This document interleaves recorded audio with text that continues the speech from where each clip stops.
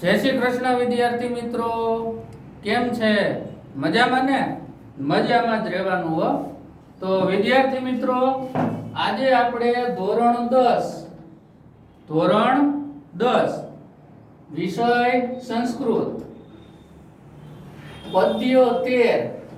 પદ્ય પાઠ 13 ગીતા અમૃતમ એટલે કે ગીતાનું અમૃત ભણવાના છીએ. બરોબર? અહીંયા ભગવાન શ્રી કૃષ્ણનો સંવાદ છે. કોનો સંવાદ છે? તો કે ભગવાન શ્રી કૃષ્ણનો સંવાદ છે. બરોબર? હવે આજે આપણે એક બાબતને ધ્યાનમાં લઈએ તો કે આ પાઠમાંથી 4 માર્કનું બોર્ડની પરીક્ષામાં પૂછાય છે. અર્થ વિસ્તાર પૂછાય શકે, શ્લોક પૂર્તિ પૂછાય શકે અને પ્રશ્ન પણ પૂછાય શકે સંસ્કૃત અથવા ગુજરાતીમાં. બરોબર? અને ગ્રામર પણ પૂછાય શકે, સંધિ સમાસ વિભક્તિ વગેરે અથવા ક્રિયાપદ. તો વિદ્યાર્થી મિત્રો, તમારું પાઠ્યપુસ્તક, તમારી પેન અને તમારી પેન્સિલ બાજુમાં રાખવાની છે, પાસે રાખવાની છે. ગીતામૃતમ ભણતા પહેલા આપણે થોડીક મહાભારત વિશે ચર્ચા કરીએ. તો મહાભારત છે એ વેદ વ્યાસે લખેલું છે. બરોબર? કે વેદ વ્યાસે લખેલું છે? નહીં, પણ વેદ વ્યાસે રચેલું છે. મહાભારત છે એ વેદ વ્યાસે રચેલું છે. એના લખનાર તો શ્રી ગણેશ છે. બરોબર? આ બાબતને ખાસ ધ્યાનમાં રાખજો. અને વેદ વ્યાસનું સાચું નામ, મૂળ નામ કૃષ્ણ દ્વૈપાયન છે. શું છે? તો કે કૃષ્ણ દ્વૈપાયન. દ્વૈપાયન એટલા માટે કારણ કે દ્વીપ ઉપર રહેતા હતા એટલા માટે. હવે મહાભારતની રચના દ્વાપર યુગમાં થઈ. કયા યુગમાં થઈ? તો કે દ્વાપર યુગમાં થઈ. પહેલો સતયુગ, બીજો ત્રેતાયુગ, ત્રીજો દ્વાપર યુગ અને અત્યારે જે વર્તમાનમાં હાલે છે એ કળિયુગ. બરોબર? હવે સ્વાભાવિક છે કે જ્યારે પૃથ્વી પર અધર્મ ફેલાય છે, પૃથ્વી પર અધર્મ ફેલાય છે ત્યારે ભગવાન વિષ્ણુ પૃથ્વી ઉપર જે તે નામે અવતાર લે છે. તો દ્વાપર યુગની અંદર મહાભારતમાં, બરોબર, ભગવાન શ્રી કૃષ્ણ નામે અવતાર લીધો વિષ્ણુ ભગવાને. તો જ્યારે ધર્મ સામે અધર્મનું યુદ્ધ ચાલતું હતું અથવા તો અધર્મ સામે ધર્મનું યુદ્ધ ચાલતું હતું. બરોબર? ધર્મીઓ કોણ હતા? તો કે પાંડવો ધર્મીઓ હતા. અને અધર્મીઓ કોણ હતા? તો કે કૌરવો અધર્મીઓ હતા. ત્યારે કુરુક્ષેત્રના મેદાનની અંદર અર્જુનને વિષાદ થાય છે. વિષાદ એટલે દુઃખ. વિષાદ એટલે શું થાય? તો કે દુઃખ. અર્જુનને એવું દુઃખ થાય છે. એ દુઃખ ભગવાન શ્રી કૃષ્ણને કહે છે કે હે ભગવાન, જે કૌરવો છે, બરોબર, એ મારા સ્નેહીજનો છે, મારા ભાઈઓ છે. ગુરુ દ્રોણ છે એ કૌરવો સાઈડ હતા, માટે એ પણ મારા ગુરુ છે. ભીષ્મ પિતામહ છે એ પણ કૌરવો સાઈડ હતા, એ પણ મારા પિતામહ છે. હું આને કેમ હણું? હું આને કેમ મારું? શું કામ મારું? શા માટે મારું? એવું દુઃખ વ્યક્ત કરે છે ભગવાન શ્રી કૃષ્ણ સામે અર્જુન અને નીચે બેસી જાય છે. બરોબર? ત્યારે ભગવાન શ્રી કૃષ્ણ અર્જુનને સમજાવે છે કે ભાઈ પાર્થ, પાર્થ એટલે અર્જુનનું બીજું નામ, પાર્થ, તારે અધર્મનો નાશ કરવા માટે આ યુદ્ધ કરવું જ પડશે. આ લોકોને હણવા જ પડશે. આપણે ઘણા બધા આ લોકોને સમજાવ્યા છે, ઘણા બધા દૂત મોકલેલા, પણ આ લોકો માન્યા નહીં. બરોબર? માટે આ યુદ્ધ જરૂરી છે. તો અર્જુનને દુઃખ થાય છે. શા માટે જરૂરી છે? એવો કોઈ રસ્તો છે કે યુદ્ધ ન જ થાય? ભગવાન શ્રી કૃષ્ણ કે યુદ્ધ થવું જ જોઈએ. તને જો એવું હોય કે મારા સ્વજનો ગુજરી જાય, મારા સ્વજનો મરી જાય, નાશ પામશે, તો હું તને ગીતા સંભળાવું છું. બરોબર? ભગવદ ગીતા છે એ આપણા ભારત દેશનો ઉત્તમમાં ઉત્તમ હિન્દુ ધર્મશાસ્ત્રનો ગ્રંથ છે. બરોબર? એમાં જીવનની બધી મુશ્કેલીઓનો હલ છે. તમે કદાચ ઓ માય ગોડ પિક્ચર જોયું હશે, બરોબર? જોયું છે ને બધાએ? એ જ પ્રમાણે એક શ્લોક ઉપર આખું પિક્ચર છે અને એ શ્લોક છેલ્લે આવે છે, એન્ડ આવે ને ત્યારે જોઈ લેજો હજી એકવાર, બરોબર? વિચાર કરો, એક શ્લોક ઉપર આખું પિક્ચર છે, બરોબર? તો વિદ્યાર્થી મિત્રો, જ્યારે અર્જુનને દુઃખ થાય છે, બરોબર, ત્યારે ભગવાન શ્રી કૃષ્ણ એમ કહે છે કે ભાઈ તારે દુઃખી થવાની જરૂર નથી, હથિયાર ઉપાડ, યુદ્ધ કર, અધર્મીઓનો નાશ કર, એમાં કોઈ પાપ નથી. અધર્મીઓનો નાશ કરવામાં કોઈ પાપ નથી.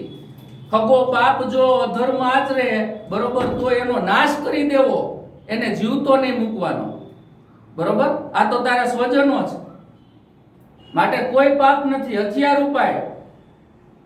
તો વિદ્યાર્થી મિત્રો, અહીં આપણે ગીતામૃતમની અંદર, એટલે કે ગીતાનું અમૃત છે, એમાં આપણે એવા 7 કે 8 શ્લોકો આપણા જીવનમાં જરૂરી એવા ભગવાન શ્રી કૃષ્ણે બોલેલા ભણવાના છે. આમાં 2 શ્લોક એવા છે કે જે શ્લોક પૂર્તિમાં આવે છે, એ આવશે ત્યારે હું કહીશ. જો કે તમને ખબર જ છે, મેં કહી દીધેલું છે, બરોબર? અને 3 શ્લોક એવા છે જે અર્થ વિસ્તાર માટે મહત્વના છે. હવે આપણે પહેલો શ્લોક જોઈએ. કેટલામો શ્લોક? તો કે પહેલો શ્લોક. હવે આમાં એમ કીધું છે ભગવાન શ્રી કૃષ્ણએ કે જ્યારે અર્જુનને દુઃખ થાય છે કે આત્મા શું છે, તો ભગવાન શ્રી કૃષ્ણ છે પહેલા શ્લોકની અંદર આત્માની અમરતા વિશે કહે છે. આત્માની અમરતા, બરોબર? તો જોઈએ આપણે. ન જાયતે મ્રિયતે વા કદાચી, બરોબર? કે હે અર્જુન, એ આપણે લગાડવાનું છે. શું આપણે લગાડવાનું છે?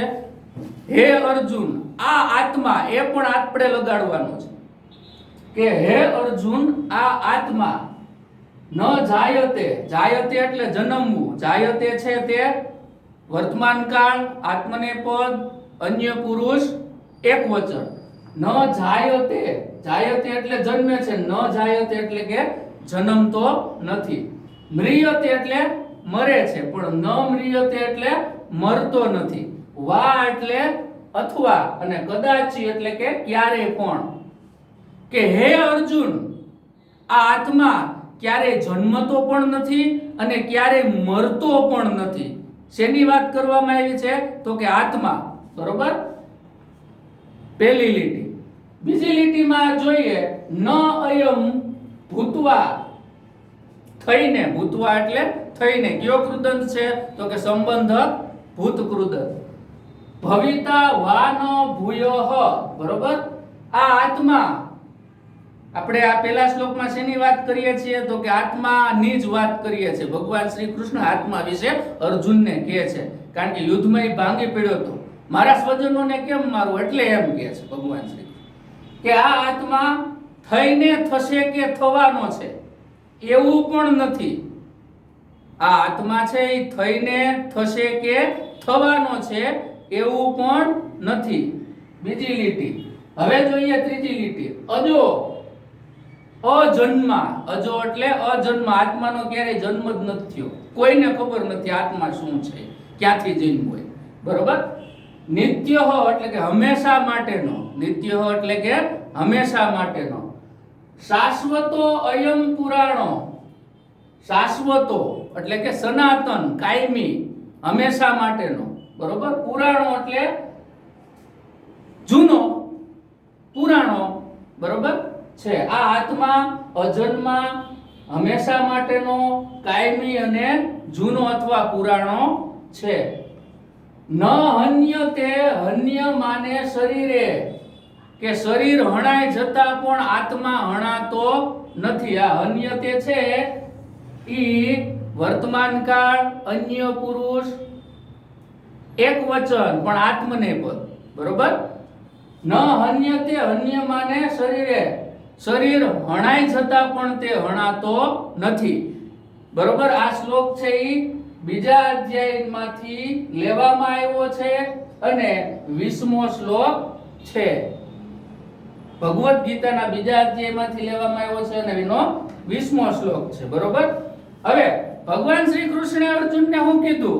એને દુઃખ થતું હતું એટલે કે તારે યુદ્ધ તો કરવું જ પડશે, બીજો કોઈ નિકાલ નથી, બરોબર? પછી આત્મા બાબતે કે છે પહેલા શ્લોકની અંદર આત્માની અમરતા કે હે અર્જુન, આ આત્મા ક્યારે જન્મતો નથી, મરતો પણ નથી, આ થઈને થશે કે થવાનો છે એવું પણ નથી, આ અજન્મા છે, નિત્ય એટલે કે હંમેશા માટેનો છે, શાશ્વત છે, પુરાણો છે, શરીર હણાઈ જતા આપણું શરીર નાશ પામે છે પણ તે હણાતો નથી, પણ કોણ? તો કે આત્મા, બરોબર? તો વિદ્યાર્થી મિત્રો, હવે આપણે થોડીક માહિતી ભગવદ્ ગીતાની મેળવીએ, પછી બીજો શ્લોક જોઈએ. તો શ્રીમદ ભગવદ્ ગીતા મહાભારતના ભીષ્મ પર્વનો એક અંશ છે. શ્રીમદ ભગવદ્ ગીતા છે એ મહાભારતના ભીષ્મ પર્વનો એક અંશ છે. મહાભારતના પર્વ કેટલા? પર્વ એટલે અધ્યાય, 18 અધ્યાય, બરોબર? એમાં ભીષ્મ પર્વ છે એનો એક અંશ છે. આ ખાસ યાદ રાખજો. કુલ 18 અધ્યાયો છે. જેમ મહાભારતના 18 અધ્યાય છે એમ ભગવદ્ ગીતામાં પણ 18 અધ્યાય છે. ભગવદ્ ગીતાના 18 અધ્યાય, બરોબર? અને ભગવદ્ ગીતાની અંદર કુલ 700 શ્લોકો છે. કેટલા શ્લોકો? 18 અધ્યાય થઈને ભગવદ્ ગીતામાં કુલ 700 શ્લોકો છે. બધાય જોજો ભગવદ્ ગીતા, બધાય ની કરે એક એક ભગવદ્ ગીતા તો હોવું જ જોઈએ, બરોબર? પુણ્ય મળે. અને ભગવદ્ ગીતાનો એક શ્લોક આપણે પાકો કરીએ તો 1000 ગણું પુણ્ય મળે એવી માન્યતા છે, એ સાચું પણ છે. હવે આપણે બીજો શ્લોક જોઈએ.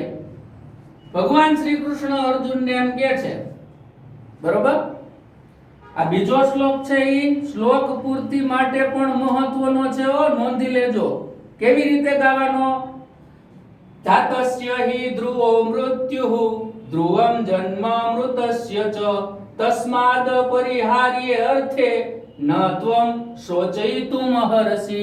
બરોબર? હવે આની અંદર જન્મ અને મરણની વાત કરે છે ભગવાન શ્રી કૃષ્ણ. કોને? તો કે અર્જુનને. બીજા અધ્યાયનો 27મો આ શ્લોક છે. પહેલો શ્લોક હતો એ બીજા અધ્યાયનો 20મો શ્લોક હતો, બરોબર?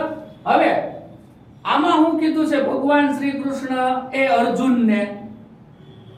કારણ કે દુખી થઈ જાય છે ને અર્જુન, મારા સ્વજનોને કેમ મારું, બરોબર? એટલા માટે ભગવાન શ્રી કૃષ્ણ અર્જુનને કહે છે કે જાતસ્ય હિ ધ્રુવો મૃત્યુ, બરોબર? હિ એટલે ગાયને હિ કરી હિ નહીં, હિ એટલે ખરેખર, બરોબર? કે ખરેખર જાતસ્ય એટલે કે જન્મેલાનું, ધ્રુવ એટલે ચોક્કસપણે, મૃત્યુ એટલે કે મરણ નિશ્ચિત છે. કે ખરેખર જન્મેલાનું મૃત્યુ નિશ્ચિત છે. ધ્રુવમ જન્મ મૃતસ્ય ચ, અને બરોબર મરેલાનો જન્મ શું છે? તો કે નિશ્ચિત છે. જન્મેલાનું મૃત્યુ નિશ્ચિત છે અને ખરેખર મરેલાનો જન્મ નિશ્ચિત છે. માટે તસ્માદ, માટે તે બાબતને, તસ્માદ એટલે તે બાબતને, અપરિહાર્ય અર્થે, અપરિહાર્ય અર્થે, માટે આ ટાળી ન શકાય, નિવારી ન શકાય તેવી બાબતમાં, ન ત્વમ, ન તારે, શોચયિતુમ અહર્ષિ, શોચયિતુમ અહર્ષિ એટલે કે દુઃખ કરવું જોઈએ નહીં. સમજાણું? ફરીવાર, જાતસ્ય હિ ધ્રુવ મૃત્યુઃ ધ્રુવમ જન્મ મૃતસ્ય ચ તસ્માદ અપરિહાર્ય અર્થે ન ત્વમ શોચયિતુમ અહર્ષિ. કે ભગવાન અર્જુનને એમ કે છે કે બેટા પાર્થ, બેટા અર્જુન, જન્મેલાનું મૃત્યુ નિશ્ચિત છે, મરેલાનો જન્મ નિશ્ચિત છે. જેવા કર્મ કર્યા હોય એવો જન્મ મળે, બરોબર? એટલે એમ કીધું કે જન્મેલાનું મૃત્યુ નિશ્ચિત છે અને મરેલાનો જન્મ નિશ્ચિત છે. આ ટાળી શકાય તેવી બાબત નથી, હું પણ ના ટાળી શકું. મૃત્યુ અને જન્મની બાબત ટાળી શકાય તેમ નથી. આ ટાળી શકાય તેવી બાબત નથી. માટે તારે દુઃખ ન કરવું જોઈએ. તું આ બધાને મારીશ, તારા સ્વજનો છે એને, બરોબર, એ ક્યાંક ને ક્યાંક પોતાના કર્મો પ્રમાણે, આત્મા તો મરતો નથી, બરોબર, એટલે ક્યાંક તો જન્મ લેવાના જ છે અહીંયા મરીને, બરોબર. હવે આમાં એક બાબત આપણે જોઈએ, જાતસ્ય છે એ ષષ્ઠી વિભક્તિ એક વચનનું રૂપ છે, અને ખાસ કરીને અહીંયા આપણે બીજી બાબતને જોઈએ તો પરિહાર્ય અર્થે અને અપરિહાર્ય અર્થે, મારો ચોક ને આંગળી ક્યાંથી જોજો, આ વિરોધી શબ્દ છે, પરીક્ષામાં પૂછાય એવું છે, બરોબર. અને અપરિહાર્ય અર્થે છે નગ તત્પુરુષ સમાસ બને છે, આ ખાસ નોંધી લેજો. તો વિદ્યાર્થી મિત્રો, હું થોડોક આગો વયો જાઉં છું, સ્ક્રીનશોટ પાડી લેજો, પછી આપણે બીજા શ્લોક આગળ જોઈએ.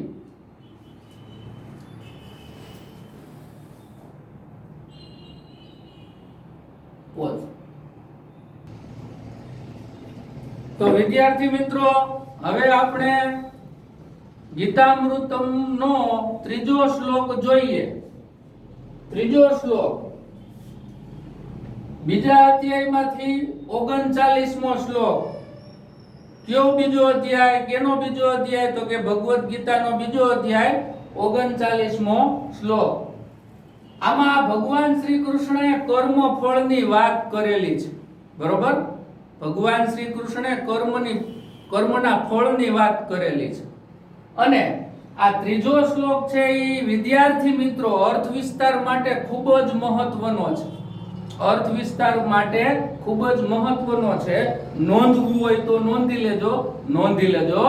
હા, હવે ત્રીજા શ્લોકની અંદર જ્યારે અર્જુન બહુ દુખી થઈ જાય છે, એને આત્માની અમરતાની પણ ખબર પડી જાય છે, જન્મ મૃત્યુની પણ ખબર પડી જાય છે, પણ હવે એ ક્યાં એનું ગતકડું આવીને ઊભું રહે છે અર્જુનનું, તો કે જો હું આ કર્મ કરીશ તો મને પાપ લાગશે, જો હું આ કર્મ કરીશ તો મને પાપ લાગશે, એમ ભગવાન શ્રી કૃષ્ણ ને અર્જુન એમ કહે છે, બરોબર. હું પાપી ગણાઈશ, હું મારા સ્વજનોને હણીશ, બરોબર, તો હું પાપી ગણાઈશ. ત્યારે ભગવાન શ્રી કૃષ્ણ એમ કહે છે, તારે આ કર્મ તો કરવું જ પડશે, ફળની આશા કોઈએ રાખવાની નથી, ફળની આશા તારે રાખવાની નથી, બરોબર. અને તું પાપી નહીં ગણા, કારણ કે મેં તને પહેલા જ કીધું કે અધર્મીઓને મારવામાં કોઈ પણ પ્રકારનું પાપ થતું નથી, બરોબર. ધાનનું ધનેડું જાય, અધર્મીઓને મારો ન એટલે. હવે આપણે બધા મનુષ્યો છીએ, આપણે પૃથ્વી ઉપર જન્મ લીધેલો છે. ભગવાન શ્રી કૃષ્ણ પોતે એમ કહે છે કે તમે સત્કર્મ કરતા જાઓ, કારણ કે એ ભેગું આવશે. કર્મ પ્રમાણે આપણને ફળ મળે જ છે અને મળે જ છે, બરોબર. પણ ફળની આશા આપણે રાખવાની નથી, ઉપરવાળા ઉપર છોડી દેવાની. ભગવાન શ્રી કૃષ્ણ ખુદ અર્જુનને આમાં એમ કહે છે, તો જોઈએ, બરોબર. હવે ભગવાન શ્રી કૃષ્ણ અર્જુનને એમ કહે છે કર્મણ્યે વાધિકારસ્તે, કે હે અર્જુન, કર્મ કરવો તારો અધિકાર છે. મા ફલેષુ કદાચન, કદાચન એટલે ક્યારેય પણ નહીં, મા એટલે નહીં, ફલેષુ એટલે કે ફળની બાબતમાં. ફલેષુ છે એ સપ્તમી બહુવચન વિભક્તિ છે.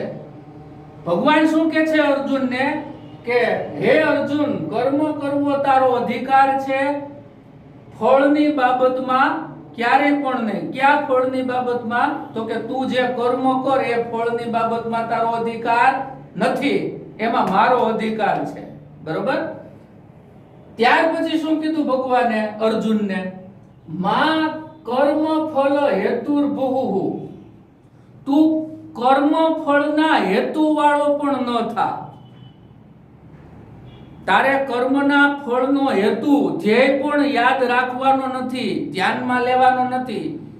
જો કર્મ ફળની આશા રાખીશ, કર્મ કર્યા પછી જો ફળની આશા રાખીશ તો એ કર્મ સુયોગ્ય બનશે નહીં. એટલે એમ કીધું કે મા કર્મ ફલ હેતુર્ભુઃ, એટલે કે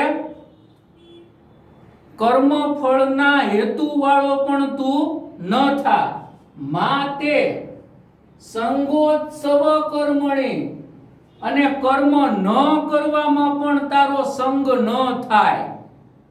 સંગ એટલે જોડાવું, બરોબર?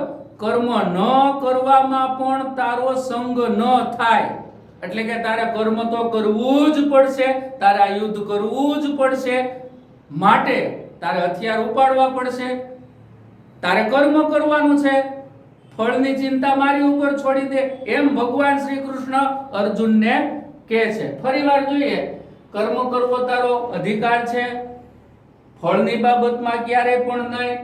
તું હે અર્જુન કર્મના ફળના હેતુવાળો પણ ન થા, અને કર્મ ન કરવામાં પણ તારો સંગ ન થાય, માટે તારે કર્મ કરવું જ પડશે. તો અહીં ત્રીજો શ્લોક આપણે પૂરો કરીએ.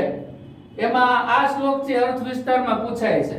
છેલ્લે જુઓ, સંગોત્સવ કર્મણીની સંધિ, સંગ પ્લસ અસ્તુ પ્લસ અકર્મણી, બરોબર? હવે આપણે ચોથો શ્લોક લઈએ. ચોથા શ્લોકની અંદર ભગવાન શ્રી કૃષ્ણ છે એ અર્જુનને જ્ઞાનની બાબત સમજાવે છે, બરોબર? ચોથો શ્લોક અર્થ વિસ્તાર માટે મહત્વનો, ભગવાન અર્જુનને જ્ઞાનની બાબત સમજાવે છે. કારણ કે ભગવાને આત્માની વાત કરી, જન્મ અને મૃત્યુની વાત કરી, કર્મની વાત કરી, છતાં પણ અર્જુનને જાણવાની ઈચ્છા છે, બરોબર? અને ફામે પાછું બીજું દુઃખય છે કે હું મારા સ્વજનોને શા માટે મારું, અને ભગવાન એમ કહે છે કે અધર્મીઓને મારવા જોઈએ. તો ભગવાન જ્ઞાન આપે છે, કોને આપે છે? તો કે અર્જુનને આપે છે. ચોથો શ્લોક છે ભગવદ ગીતાના ચોથા અધ્યાયનો 39મો શ્લોક છે, બરોબર? હવે આપણે જોઈએ, શ્રદ્ધાવાન લભતે જ્ઞાનમ, કે હે અર્જુન, જેનામાં મારા પ્રત્યેની શ્રદ્ધા છે, મારા પ્રત્યેની એટલે મિહિર સાહેબ પ્રત્યેની નહીં, ભગવાન શ્રી કૃષ્ણ પ્રત્યેની શ્રદ્ધા છે, બરોબર? તે જ્ઞાન પ્રાપ્ત કરે છે. તે શું પ્રાપ્ત કરે છે? તો કે જ્ઞાન પ્રાપ્ત કરે છે. લભતે એ વર્તમાન કાળ, આત્મનેપદ, અન્ય પુરુષ, એક વચન, બરોબર? તત્પરઃ સતેન્દ્રિય, જે વ્યક્તિ તત્પર છે, સતેન્દ્રિય એટલે કે જેની બધી ઇન્દ્રિયો કાબુમાં છે. 9મા પાઠમાં આપણે ભણી ગયા 5 કર્મેન્દ્રિય અને 5 જ્ઞાનેન્દ્રિય, એટલે કે આપણી બધી ઇન્દ્રિયો શરીરમાં છે, એની જેની કાબુમાં છે, અને જે તત્પર છે તે શું કરે છે? જ્ઞાનમ લબ્ધવા, બરોબર? તે જ્ઞાન પ્રાપ્ત કરીને, જ્ઞાનમ લબ્ધવા એટલે કે તે જ્ઞાન પ્રાપ્ત કરીને પરામ શાંતિમ અધિચરણ ગચ્છતિ, તે પરમ શાંતિને, શ્રેષ્ઠ શાંતિને પ્રાપ્ત કરે છે. જે વ્યક્તિએ જ્ઞાનની પ્રાપ્તિ કરી હોય એ પરમ શાંતિને પ્રાપ્ત કરે છે. જે વ્યક્તિ બધી ઇન્દ્રિયોને કાબુમાં રાખતો હોય, જે તત્પર હોય, બરોબર, એ બીજી એટલે કે પરમ શાંતિને પામે છે. તો વિદ્યાર્થી મિત્રો, અહીંયા લબ્ધવા છે એ સંબંધક ભૂતપૂર્વક બને છે, અને સતેન્દ્રિય છે તે બહુવ્રીહી સમાસ બને છે. તો ત્રીજો અને ચોથો શ્લોક છે એ અર્થ વિસ્તાર માટે પણ મહત્વનો છે. અહીંયા 13મું ગીતા અમૃતમ એટલે કે ગીતાનું અમૃત આપણે પહેલો ભાગ પૂર્ણ કરીએ છીએ. આવતા વખતે બીજા શ્લોકો જોઈશું. જય હિન્દ, જય ભારત.